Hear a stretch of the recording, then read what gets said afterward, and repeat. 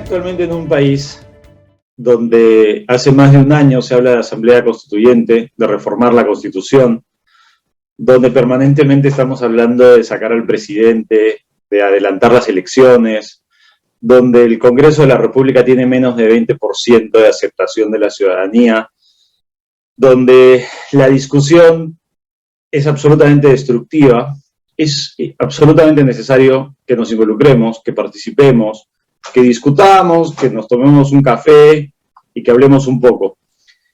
Hoy vamos a hacer un poco de eso.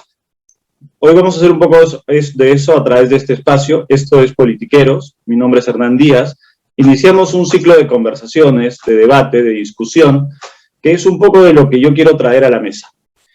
¿Y quién mejor que para llevar ese ciclo de conversaciones y para inaugurar este ciclo de conversaciones que Gianfranco Casuso? Gianfranco está con nosotros, nos acompaña. Él es profesor asociado e investigador de la Universidad Católica del Perú. Es filósofo graduado en la Católica, es magíster en la Católica y además es doctor en filosofía por la Universidad de Frankfurt. Ejerce actualmente como profesor de filosofía política en la misma Universidad Católica, es escritor, tiene innumerables papers y artículos y recientemente ha publicado y editado un libro denominado Filosofía y Cambio Social, del que también me gustaría que Gianfranco nos cuente un poco, porque creo que es un gran aporte al debate público en términos de filosofía y de política. Así que, Gianfranco, bienvenido y un placer estar contigo hoy día. Hola, Hernán, ¿cómo estás? Gracias por la invitación. Un gusto enorme para mí estar aquí contigo ahora. Genial, genial. Mira, yo quiero aprovechar un poco toda esa investigación que claramente una maestría y un doctorado, sobre todo en Frankfurt, te deben haber demandado, para que nos aportes un poco desde la teoría crítica, que estoy seguro es un campo de estudio que tú has desarrollado bastante bien, y enlazarlo con el contexto y la coyuntura actual, que es algo que hacemos poco, profundizamos poco, tenemos una crítica muy superficial, que eso es algo de lo que a mí me encantaría salir como ciudadano, y creo que este ciclo de conversaciones pueden aportar un montón. Me encantaría que entremos y abordemos los temas de coyuntura, pero empezando un poco por definir la democracia o porque nos puedas hablar un poco de la democracia como un proceso de participación, porque creo que de lo que estamos hablando es sobre la participación ciudadana, pero quisiera que le enmarquemos dentro de un concepto teórico y académico de democracia y quién mejor que tú para eso. Así que, ¿qué te parece si arrancamos por ahí y luego vamos conversando naturalmente sobre los temas de coyuntura y enlazando unos con otros? Ya, excelente. A ver, democracia es uno de esos conceptos que todos manejamos cotidianamente, que todos incluimos en nuestras conversaciones. Difícilmente hoy en día alguien podría denominarse como no democrático o antidemocrático. Todos queremos ser demócratas, todos defendemos la democracia. Lo hemos visto recientemente, por ejemplo, en los resultados de las últimas elecciones presidenciales en Perú.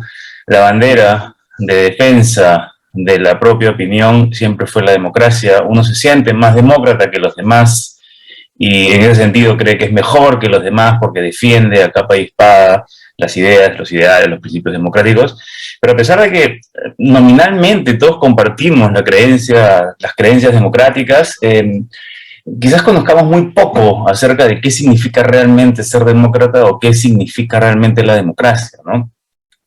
No quiero profundizar demasiado en teorías democráticas porque, como te imaginarás, es un campo muy vasto y se ha escrito y se ha dicho mucho sobre el tema. Claro. Quisiera concentrarme únicamente en dos aspectos que a mí me parecen centrales para entender qué es democracia.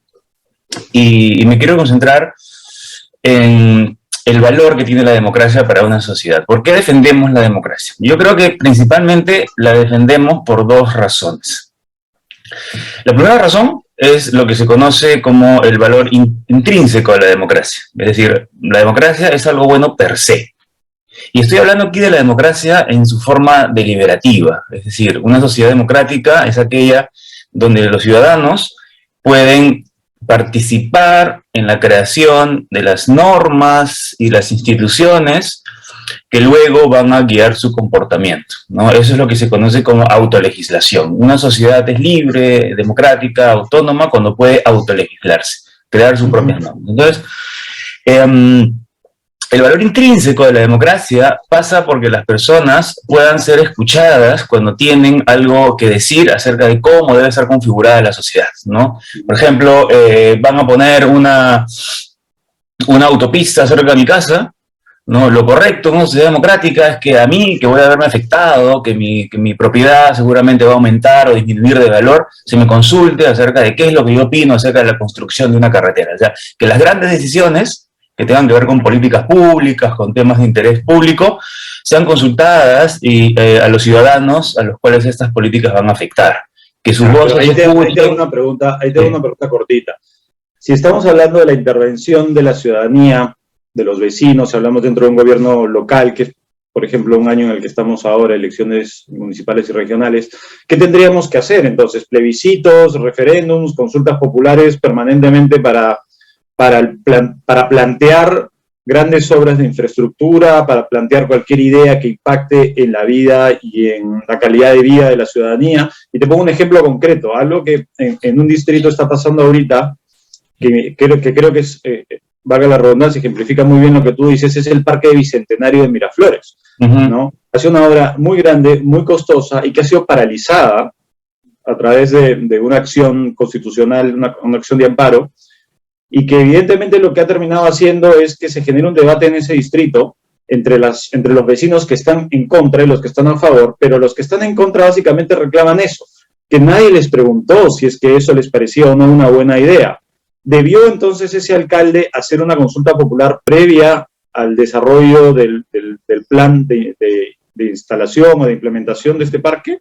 Mira, eso que tú mencionas, que me parece un muy buen ejemplo de lo que estoy explicando, muestra lo interiorizado que está, o lo interiorizados que están estos valores democráticos en la ciudadanía, tanto que cuando alguien siente que no ha sido consultado debidamente por algo que va a afectar su vida, se siente indignado y se siente con el derecho a protestar por esa falta de consulta.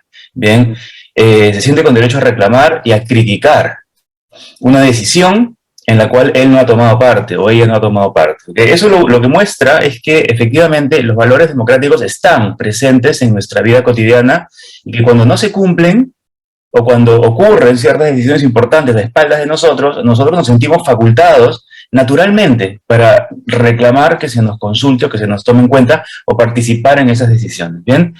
Ahora, esto tiene que ver con esto que yo mencionaba acerca del valor intrínseco de la democracia, porque se ve como una afrenta o como una disminución de mi autonomía individual el que no se me tome en cuenta para una decisión tan importante. Bien, así como cuando, no sé, yo soy objeto de algún tipo de maltrato físico, siento que alguien está tratándome injustamente, está interfiriendo en mi naturaleza humana. Así también cuando alguien no me consulta acerca de algo que me va a afectar a mí, yo siento que me están hiriendo, que me están afectando negativamente en algo que me corresponde, ¿no? Y en este caso no se está reconociendo mi autonomía ciudadana. No se está reconociendo mi derecho a la autolegislación, a también co-crear las normas y las leyes que van a regir mi comportamiento. Entonces, el solo hecho de que no se me consulte ya es algo malo desde el punto de vista del ciudadano.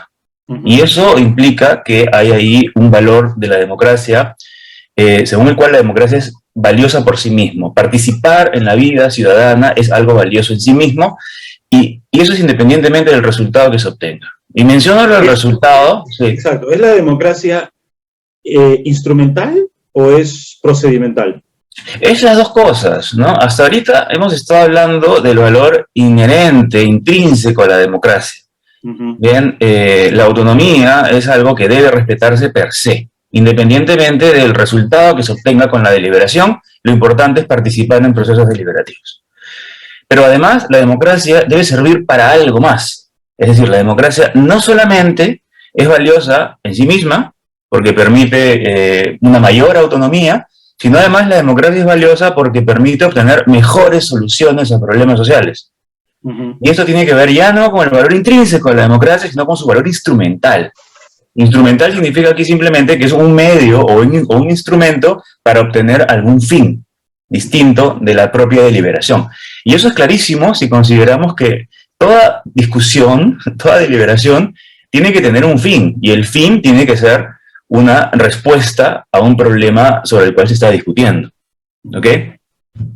Entonces, toda deliberación tiene que terminar en una decisión. Y esta decisión, se entiende, es mejor si ha tomado en consideración las distintas perspectivas de los distintos actores sociales involucrados en el problema, ¿no? En el caso que tú planteaste del Parque Bicentenario, en el Malecón Armendáriz de Miraflores, los vecinos son actores sociales relevantes, la municipalidad es un actor social relevante, eventualmente, ¿no? Los negocios que están ahí son un actor social relevante, las líneas de buses que pasan por ahí son un actor social relevante. Entonces, cualquier actor social que se vea comprometido en una decisión de tal envergadura tiene que ser considerado para esa decisión que se tome. Y la idea es que el solo ser escuchados ya es algo bueno para los ciudadanos, pero además la idea es que mientras más perspectivas se incluyan en el debate, la solución o la respuesta o la conclusión va a ser mejor, porque vas a haber definido el problema de una manera más completa, porque tienes más perspectivas sobre un mismo asunto. Ya, pero los ciudadanos creemos saber lo que necesitamos o sabemos lo que necesitamos. Y me explico. Si a nosotros se nos consulta sobre aquello que creemos que necesitamos, y te pongo un ejemplo muy concreto, creo que fue en Cajamarca, si no me equivoco, no estoy muy seguro en qué comunidad o en qué ciudad fue, qué localidad, se le preguntó a la ciudadanía qué es lo que ellos necesitaban para destinar parte del presupuesto de la municipalidad. Y tras un proceso de deliberación con los vecinos, se decidió que lo que ellos necesitaban era una nueva gruta para poner una virgencita, ¿de acuerdo? Y ese fue el resultado del proceso de deliberación y democrático de esa comunidad local, y eso es lo que ellos pidieron, una virgencita nueva, hermosa, ¿no? Con su gruta, etcétera, cuando carecían de muchísimos servicios urbanísticos, de salud, de educación, etcétera, etcétera. Entonces, mi pregunta es, el proceso de deliberación, el proceso democrático de deliberación en sí mismo como tal es absolutamente positivo porque genera esa intervención de nosotros como parte del colectivo. Pero el resultado es siempre bueno. Lo interesante de un proceso democrático de deliberación es que el resultado no se puede prever de antemano, por una parte. Sí. Y eso pasa porque durante la deliberación las opiniones se van transformando cuando se contrastan con opiniones distintas a las de uno mismo. La idea de un proceso deliberativo es que uno no sale siendo el mismo que cuando entró, porque se parte del supuesto de que uno se deja, así como trata de convencer a los demás con buenos argumentos, con argumentos que puedan ser comprendidos por el resto, también se deja convencer por los argumentos de los demás. Porque lo relevante en un proceso deliberativo es la fuerza del mejor argumento, como diría Habermas y otros teóricos de la democracia deliberativa. Entonces, yo puedo entrar con un punto de vista a una discusión, y la discusión lo que permite es el intercambio de razones que apoyan una u otra perspectiva. Y a veces las razones que yo escucho que no había considerado antes de deliberar terminan pareciéndome a mí mismo más poderosas que las que yo creía tener. Y al modificar las razones, o lo que se conoce técnicamente como el espacio de las razones que sustentan mis propios puntos de vista, al modificarse las razones, también modifico mi punto de vista. Porque tengo otros fundamentos, mejores quizás, que me hacen pensar de una manera distinta y defender otras perspectivas, creer otras cosas, mis creencias también se pueden modificar, y al final yo termino la discusión con una perspectiva mucho más amplia de las cosas, habiéndome informado gracias a haber escuchado a los demás, y seguramente con mejores fundamentos para defender mi propio punto de vista u otros puntos de vista que haya yo ido aprendiendo en el proceso. La deliberación es un proceso de aprendizaje. Bien, si entendemos la deliberación así como un proceso de aprendizaje en el contacto con los demás, entonces es de esperar que no se pueda saber cómo va a terminar una deliberación. Claro. Porque uno va aprendiendo cosas nuevas y por lo tanto el resultado va a ser algo que nadie pudo haber previsto desde un primer momento. Y si nosotros consideramos que eso es así, que la deliberación es un proceso de aprendizaje, Entonces, es natural suponer que mientras más perspectivas tengas, mientras más razones consideres, mientras más puntos de vista escuches, aparte del tuyo propio, el resultado va a ser más inteligente, porque va a ser un resultado de un proceso de aprendizaje mucho más plural y mucho más complejo. Y si es más inteligente, va a ser además más duradero, porque ahora el fundamento de esas decisiones van a ser razones con las que todos estamos de acuerdo. Y eso va a hacer que la decisión tomada dure en el tiempo, dure mucho más que si hubiera sido el resultado de una simple negociación inmediata. Porque cuando uno negocia algo, uno no cambia su punto de vista, solamente cede, tolera hasta cierto punto y cede para no perderlo todo, porque al menos quiere quedarse con una tajada. Pero eso al día siguiente desaparece. El fundamento del resultado de una negociación es muy endeble, porque uno siempre va a querer aprovechar cualquier oportunidad para ganar más terreno. Por lo tanto, eso va a hacer que pateemos el tablero, como se podría decir. Eso no ocurre o no ocurre tan rápido cuando el resultado ha sido el fin, o cuando el fin, mejor dicho, ha sido el resultado de un proceso deliberativo donde uno realmente está convencido de que esta es la mejor alternativa. Porque ese convencimiento va a hacer que yo siga creyendo en eso durante quizás muchos años, con lo cual la decisión va a permanecer y va a haber menos posibilidades de patear el tablero. No sé si se entiende el punto. Sí, sí, me queda claro, porque tú entras a una mesa de democracia o a una mesa de deliberación, probablemente sin un punto de partida o sin un objetivo personal concreto. En una negociación me queda claro que yo voy con una tarea. Yo entro a esa mesa con una tarea que es obtener el mayor beneficio posible para los intereses que represento. Claro. En una mesa de deliberación democrática donde el interés final es el bien común, entonces no hay algo particular que yo estoy intentando conseguir. Lo que yo quiero es conseguir ese bien común, por lo tanto estoy mucho más abierto o soy más permeable a obtener puntos de vista distintos y probablemente saliendo con una visión completamente diferente de las cosas. Haciendo un paralelismo con las ciencias económicas, Gianfranco, el mercado y el libre mercado, ¿no es cierto?, es pieza fundamental en cualquier modelo económico social. Ahora, el mercado es imperfecto. Hay información imperfecta, hay externalidades negativas, ¿no es cierto?, hay ausencia de información. O sea, hay una serie de elementos claros que demuestran que el mercado como tal es imperfecto. Pero también hay medidas que corrigen eso, ¿de acuerdo? Hay medidas que corrigen eso.